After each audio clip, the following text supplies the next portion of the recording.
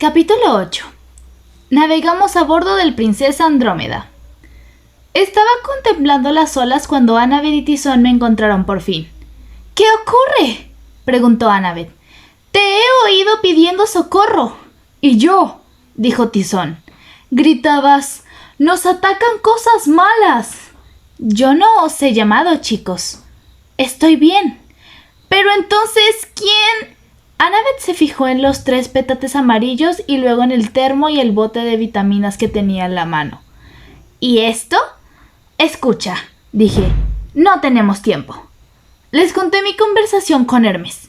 Para cuando terminé, ya empezaba a oírse un chillido a lo lejos. Era la patrulla de arpías que habían olfateado nuestro rastro. Percy, dijo Annabeth, hemos de emprender esta misión. ¡Nos expulsarán! Créeme. Soy todo un experto en lo de ser expulsado. ¿Y qué? Si fracasamos, tampoco habrá campamento al que regresar. Sí, pero tú le prometiste a Quirón, le prometí que te mantendría fuera de peligro, y solo puedo hacerlo yendo contigo. Tizón puede quedarse y explicarles, yo quiero ir. ¡No! La voz de Annabeth parecía rozar el pánico. Quiero decir, vamos, Percy, tú sabes por qué no puede ser. Me pregunté otra vez por qué estaba tan resentida contra los cíclopes. Debía de haber algo que no me había contado. Los dos me miraron, esperando una respuesta, mientras el crucero se alejaba más y más. Una parte de mí no quería que Tizón viniera. Me había pasado los 3 últimos días con el pobre tipo convertido en mi sombra, o sea, expuesto a las burlas de los demás campistas y metido 1000 veces al día en situaciones embarazosas que me recordaban a todas horas nuestro parentesco. Necesitaba un poco de aire. Además, no sabía hasta qué punto podría sernos de ayuda, ni cómo me las arreglaría para mantenerlo a salvo. Desde luego, Tizón era muy fuerte, pero en la escala de los cíclopes no pasaba de ser un niño y su mentalidad sería de unos 7 u 8 años. Podía imaginármelo flipando de repente o echándose a llorar cuando intentáramos deslizarnos a hurtadillas junto a algún monstruo o algo por el estilo. O quizá consiguiera que nos matasen. Pero, por otro lado, las arpías sonaban cada vez más cerca. No podemos dejarlo aquí, decidí. Tántalo le haría pagar a él nuestra escapada. Percy, dijo Annabeth, tratando de mantener la calma. Vamos a la isla de Polifemo. Y Femo es un un C-I-C. Pateó el suelo con frustración. Por muy inteligente que fuera, también ella era disléxica y tenía excesos agudos. Nos podríamos haber pasado allí la noche mientras trataba de deletrear la palabra cíclope. Bueno, ya sabes a qué me refiero. Tizón puede venir si quiere, insistí. Tizón aplaudió. ¡Quiero! Annabeth me echó una mirada fulminante, pero supongo que sabía que yo no cambiaría de opinión. O quizá era consciente de que ya no teníamos tiempo de discutir. Está bien, dijo. ¿Cómo vamos a subir a ese barco? Hermes dijo que mi padre me ayudaría. ¿Y bien, sesos de alga? ¿A qué esperas? Siempre me costaba un montón llamar a mi padre, o rezarle, o como queréis llamarlo. Pero, en fin, me metí en el agua. Padre, dije, ¿cómo va todo? ¡Percy!, cuchicheó Annabeth. ¡Esto es urgente! Necesitamos tu ayuda, dije levantando un poco la voz. Tenemos que subir a ese barco antes de que nos devoren y tal, así que... Al principio no pasó nada. Las olas siguieron estrellándose contra la orilla como siempre. Las arpías sonaban como si ya estuvieran detrás de las dunas. Entonces, a unos 100 metros mar adentro, surgieron 3 líneas blancas en la superficie. Se movían muy deprisa hacia la orilla, como las 3 uñas de una garra rasgando el océano. Al acercarse más, el oleaje se abrió y la cabeza de 3 caballos blancos surgió entre la espuma. Tizón contuvo el aliento. ¡Ponis pez! Tenía razón. En cuanto llegaron a la arena, vi que aquellas criaturas solo tenían de caballo la parte de delante. Por detrás, su cuerpo era plateado como el de un pez, con escamas relucientes y una aleta posterior con los colores del arco iris. ¡Hipocampos!, dijo Annabeth. ¡Son preciosos! El que estaba más cerca relinchó agradecido y rozó a Annabeth con el hocico. Ya los admiraremos luego, dije. ¡Vamos! ¡Ahí están!, chilló una voz a nuestra espalda. ¡Niños malos fuera de las cabañas! ¡La hora del aperitivo para las arpías afortunadas! Había 5 de ellas revoloteando en la cima de las dunas. Pequeñas brujas rollizas con la cara demacrada, garras afiladas y unas alas ligeras y demasiado pequeñas para su cuerpo. Parecían camareras de cafetería en miniatura cruzadas con pingüinos. No eran muy rápidas, gracias a los dioses, pero sí muy crueles si llegaban a atraparte. ¡Tizón!, dije. ¡Agarra un petate! Él seguía mirando boquiabierto a los hipocampos. ¡Tizón! ¿Eh? ¡Vamos! Conseguí que se moviera con la ayuda de Annabeth. Recogimos las bolsas y montamos en nuestros corceles. Poseidón debía de saber que Tizón sería uno de los pasajeros, porque un hipocampo era mucho mayor que los otros 2, del tamaño adecuado para un cíclope. ¡Arre!, dije. El hipocampo dio media vuelta y se zambulló entre las olas. Annabeth y Tizón me siguieron. Las arpías nos lanzaban maldiciones y aullaban reclamando su aperitivo, pero los hipocampos se deslizaban por el agua a la velocidad de una moto acuática y enseguida las dejamos atrás. Muy pronto la orilla del campamento mestizo no fue más que una mancha oscura. Me preguntaba si volvería a verlo de nuevo, pero en aquel momento tenía otros problemas en que pensar. Mar adentro empezaba a vislumbrarse el crucero, nuestro transporte hacia Florida y el mar de los monstruos. Montar un hipocampo era incluso más fácil que montar un Pegaso. Corríamos con el viento de cara, sorteando las olas con tal suavidad que casi no era necesario agarrarse. A medida que nos acercábamos al crucero, me fui dando cuenta de lo enorme que era. Sentí como si estuviese mirando un rasgacielos de Manhattan desde abajo. El casco, de un blanco impecable, tenía al menos 10 pisos de altura y estaba rematado con una docena de cubiertas a distintos niveles, cada una de ellas con sus miradores y sus ojos de buey profusamente iluminados. El nombre del barco estaba pintado junto a la proa con unas letras negras iluminadas por un foco. Me llevó unos cuantos segundos descifrarlo. Princesa Andrómeda. Adosado a la proa, un enorme mascarón de 3 pisos de alto, una figura de una mujer con la túnica blanca de los antiguos griegos, esculpida de tal modo que parecía encadenada al barco. Era joven y hermosa, con el pelo negro y largo, pero tenía una expresión aterrorizada. ¿Cómo se le podía ocurrir a nadie poner a una princesa chillando de pánico en la proa de un crucero de vacaciones? No me cabía en la cabeza. Recordé el mito de Andrómeda y cómo había sido encadenada a una roca por sus propios padres para ofrecerla en sacrificio a un monstruo marino. Quizá había sacado demasiados suspensos en la escuela. El caso es que mi tocayo, Perseo, la salvó justo a tiempo y volvió de piedra a aquel monstruo marino usando la cabeza de la medusa. Aquel Perseo acababa venciendo siempre. Por eso mi madre me había puesto su nombre, aunque él fuera hijo de Zeus y yo de Poseidón. El Perseo original era uno de los pocos héroes de la mitología griega que tenía un final feliz. Los demás morían traicionados, destrozados, mutilados, envenenados o malditos por los dioses.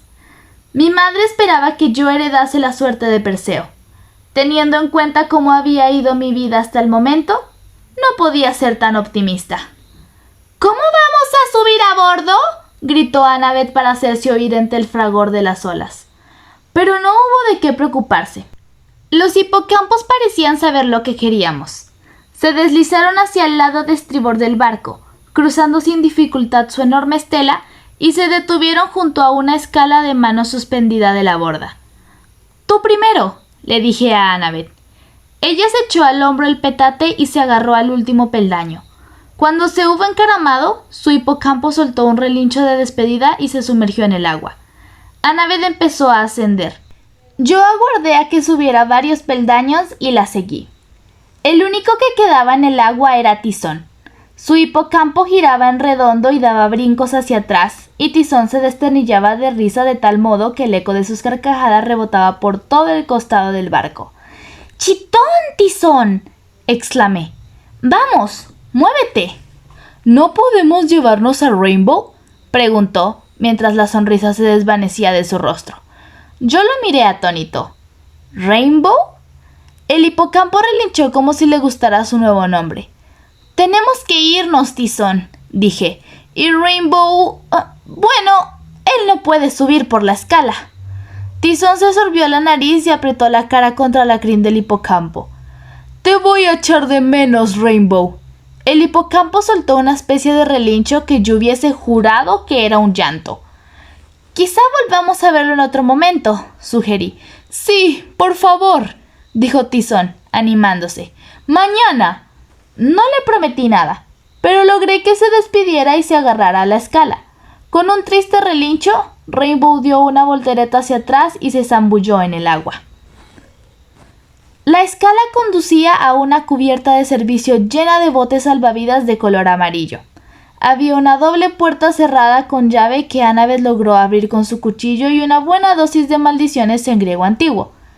Pensaba que tendríamos que movernos a escondidas, ya que éramos polizones, pero después de recorrer unos cuantos pasillos y de asomarnos por un mirador al enorme paseo principal flanqueado de tiendas cerradas, empecé a comprender que no había razón para esconderse de nadie.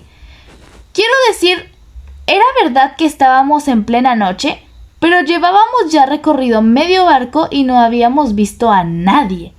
Habíamos pasado por delante de 40 o 50 camarotes y no habíamos oído ni un solo ruido. «Es un barco fantasma», murmuré. «No», dijo Tizón, jugueteando con la correa de su petate. «Mal olor». Annabeth frunció el ceño. «Yo no huelo nada». «Los cíclopes son como los sátiros», dije. «Huelen a los monstruos». ¿No es así, Tizón?» Él asintió, nervioso.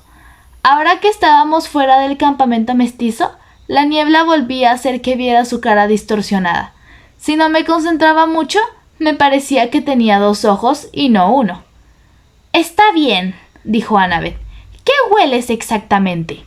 «Algo malo», respondió Tizón. «¡Fantástico!», refunfuñó Annabeth. «Eso lo aclara todo». Salimos al exterior en la cubierta de la piscina. Había filas de tumbonas vacías y un bar cerrado con una cortinilla metálica. El agua de la piscina tenía un resplandor misterioso y chapoteaba con un rítmico vaivén por el movimiento del barco. Había aún más niveles por encima de nosotros, tanto a proa como a popa, incluyendo un muro artificial de escalada, una pista de minigolf y un restaurante giratorio, pero no se veía el menor signo de vida. Sin embargo, yo percibía algo que me resultaba conocido, algo peligroso. Tenía la sensación de que si no hubiera estado tan cansado, tan fundido por la adrenalina de aquella larga noche, quizá habría sido capaz de discernir que no andaba bien. «Necesitamos un escondite», dije, «algún sitio seguro donde dormir». «Sí, dormir», repitió Annabeth, también agotada. Exploramos unos cuantos corredores más hasta que dimos en el 9º nivel con una suite vacía. La puerta estaba abierta, cosa que me pareció rara. En la mesa había una cesta con golosinas de chocolate y en la mesilla de noche una botella de sidra refrescándose en un cubo de hielo. Sobre la almohada un caramelo de menta y una nota manuscrita. «Disfrute del crucero». Abrimos nuestros petates por primera vez y descubrimos que Hermes realmente había pensado en todo. Mudas de ropa, artículos de tocador, víveres, una bolsita de plástico con dinero y también una bolsa de cuero llena de dracmas de oro. Incluso se había acordado de poner el paquete de hule de Tizón, con sus herramientas y piezas metálicas, y la gorra de invisibilidad de Annabeth, lo cual contribuyó a que ambos se sintieran mucho mejor. «Voy a la habitación de al lado», dijo Annabeth. «No bebáis ni comáis demasiado, chicos». «¿Crees que es un sitio encantado?» Ella frunció el ceño. «No lo sé. Hay algo que no encaja. Ve con cuidado». Cerramos nuestras puertas con llave. Tizón se desplomó en el diván, Jugueteó unos minutos con su artilugio de metal, que seguía sin querer enseñarme, y empezó a bostezar. Lo envolvió todo en el hule y cayó desfallecido. Me tendí en la cama y miré por el ojo de buey. Me pareció oír voces en el pasillo, una especie de cuchicheo. No podía ser. Habíamos recorrido todo el barco y no habíamos visto a nadie. Aquellas voces, sin embargo, me mantenían despierto. Me recordaban mi viaje al inframundo. Eran como el murmullo de los espíritus de los muertos al pasar por mi lado. Al final, me venció el cansancio. Caí dormido y tuve el peor sueño de mi vida. Estaba en una caverna al borde de un tremendo abismo. Conocía el lugar muy bien. Era la entrada al Tártaro. Y reconocía la voz gélida que surgía como un eco del fondo de la oscuridad. ¡Pero sí es el joven héroe! La voz era como la hoja de un cuchillo raspando una roca. De camino a otra gran victoria. Quería gritarle a Cronos que me dejara en paz. Quería sacar a contracorriente y derribarlo de un mandoble, pero no podía moverme. E incluso si hubiera sido capaz, ¿cómo habría podido matar a alguien que ya había sido destrozado, troceado y arrojado a una eterna oscuridad? No dejes que te entretenga, dijo el titán. Quizá esta vez, cuando acabes fracasando, te preguntes si vale la pena trabajar como un burro para los dioses. ¿Cómo te ha demostrado tu padre su gratitud últimamente? Su carcajada inundó la caverna y de repente el escenario cambió. Era otra cueva, la prisión de Grover en la guarida del cíclope. Grover estaba sentado junto al telar, con su vestido de novia sucísimo, y se afanaba en deshacer las hebras de su cola nupcial, todavía inacabada. ¡Ricura!, gritó el monstruo desde detrás de la roca. Grover ahogó un gritito y se puso a tejer otra vez las hebras que acababa de deshacer. Toda la estancia retembló mientras la roca era desplazada de su sitio. Por la entrada asomó un cíclope tan descomunal que Tizón habría parecido un enano a su lado. Tenía unos dientes amarillentos y afilados y unas manos nudosas tan grandes como mi cuerpo. Llevaba una camiseta morada desteñida con la leyenda Expo Mundial de Ovecas 2001. Debía de medir al menos 5 metros, pero lo más asombroso era su enorme ojo nublado, cubierto de cicatrices y la telaraña de unas cataratas. Si no estaba completamente ciego, poco debía faltarle.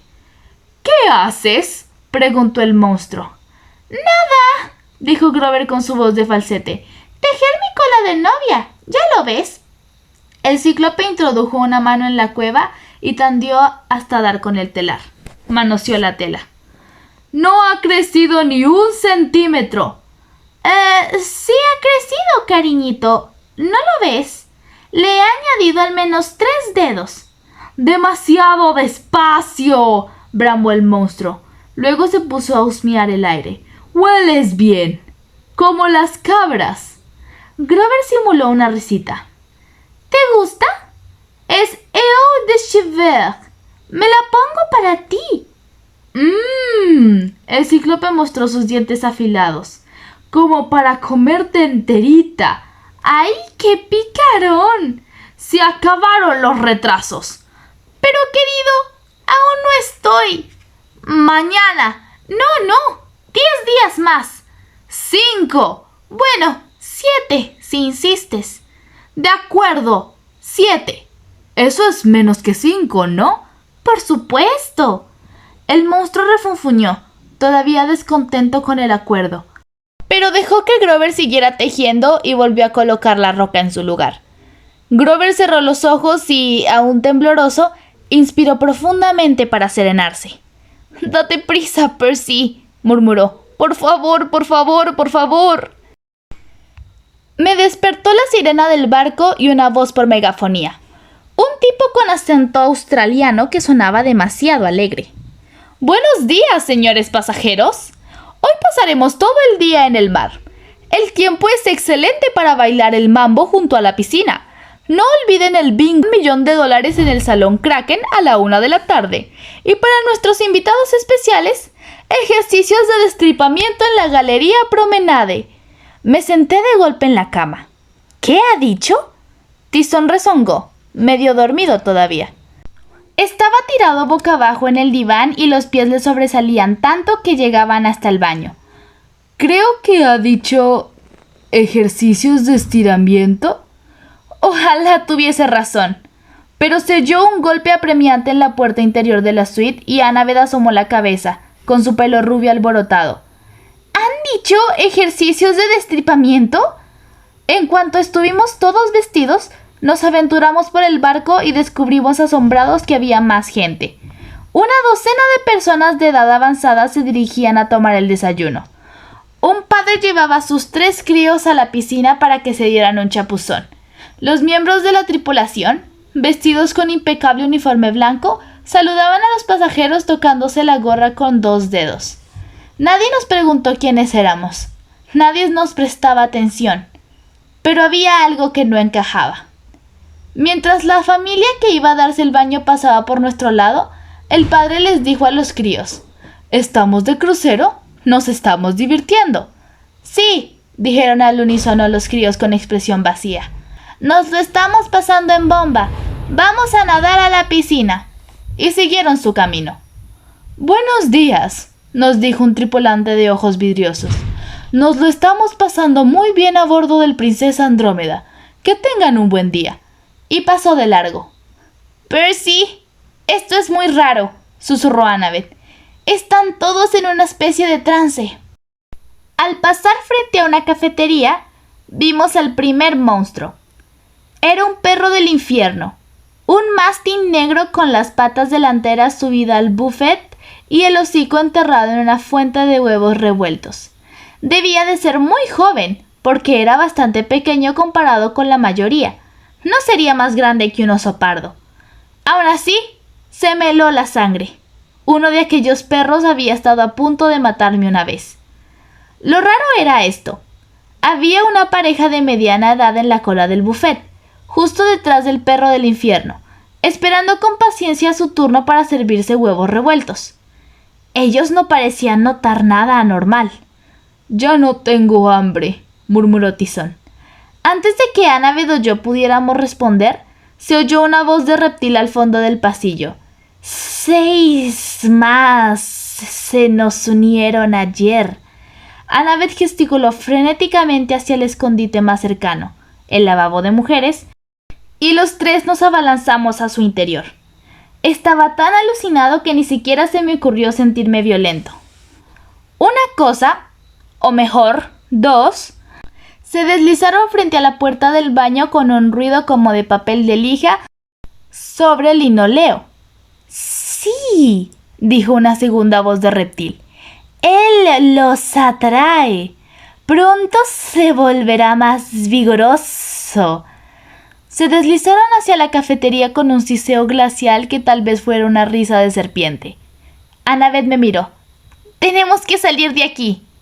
¿Crees que me gusta estar en el lavabo de señoras? Quiero decir del barco, Percy.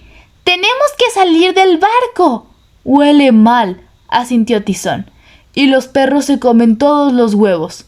Annabeth tiene razón. Tenemos que salir del baño y del barco. Me estremecí. Si Annabeth y Tizón estaban de acuerdo por una vez, sería mejor escucharles. Entonces se oyó otra voz fuera. Una voz que me dejó más helado que la de cualquier monstruo. Solo es cuestión de tiempo. No me presiones, Zagreus.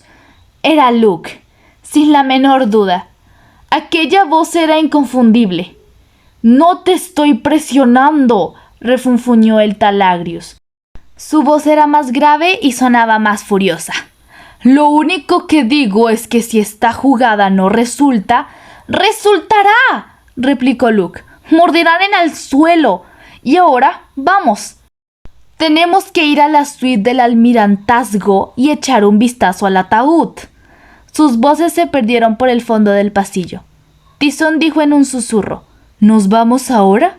Annabeth y yo nos miramos y llegamos a un acuerdo silencioso. No podemos, le dije a Tizón.